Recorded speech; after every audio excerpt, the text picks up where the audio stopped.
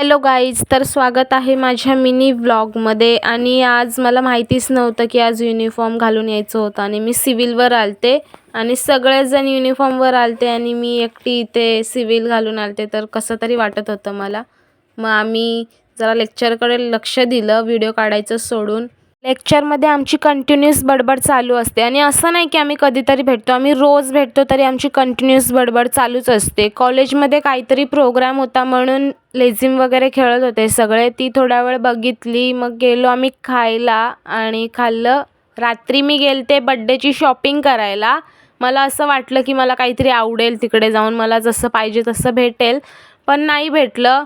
आम्ही गेलतो वाशीला, मी आणि माझी मम्मी, आणि छान होतेच असे तिकडे कपडे, पण मला जसं पाहिजे होतं तसं नाही भेटलं. आणि किचनमध्ये डॉल बघा किती भारी वाटत. मी विचार केलता की आता मला काही चांगलं भेटणारच नाही माझ्या मनासारखं. मग ज्वेलरी वगैरे बघितली, ती पण काही खास नव्हती, असंच घेऊन ठेव म्हटलं.